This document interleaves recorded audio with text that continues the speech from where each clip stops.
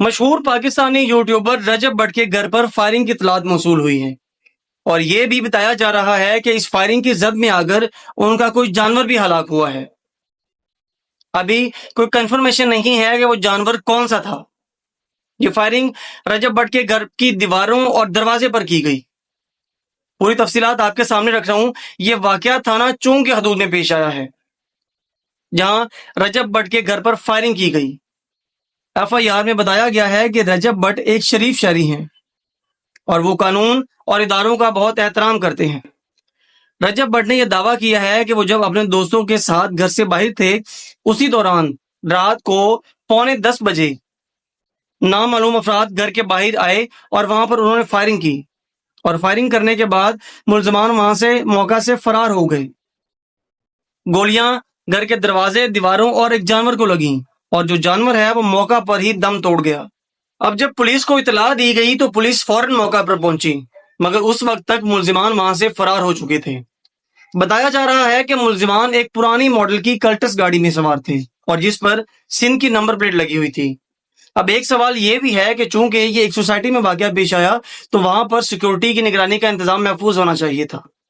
اب جواب یہ دیا گیا کہ چونکہ اسلحے پر سائلنسر لگا ہوا تھا اس لیے کوئی آواز نہیں سنی گئی اور کوئی ریکارڈنگ چیک نہیں کی گئی۔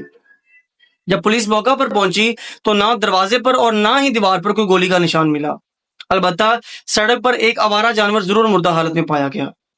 اب دیکھتے یہ ہیں کہ اس پنڈورا باکس میں سے کیا نکلتا ہے، کیونکہ رجب بٹ جب بھی کسی معاملے میں آتے ہیں چاہے وہ صحیح ہوں یا پھر غلط، جیسا کہ وہ کہتے ہیں کہ وہ چھپر پھاڑ کے بولتے ہیں، وہ جی کھول کے بولتے ہیں۔ دیکھتے ہیں کہ اس بار کیا ہوتا ہے۔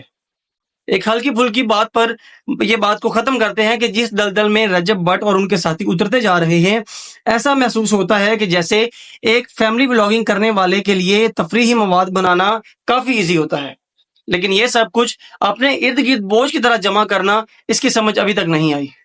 لیکن یہاں پر ایک سوال ضرور اٹھتا ہے کہ آخر ایسی فائرنگ کیوں ہوئی؟ رجب بٹ کا کوئی ذاتی جھگڑا یا کوئی پرانا انات یا پھر صرف خوف پھیلانے کی کوشش؟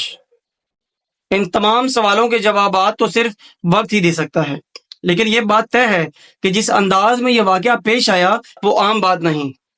رجب بٹ جیسے یوٹیوبر جنہوں نے صرف اور صرف ولاگنگ سے اپنی ایک جان پہچان بنائی، ان پر اس قسم کا حملہ صرف ایک شخص پر نہیں بلکہ یہ ایک سوچ پر حملہ ہے۔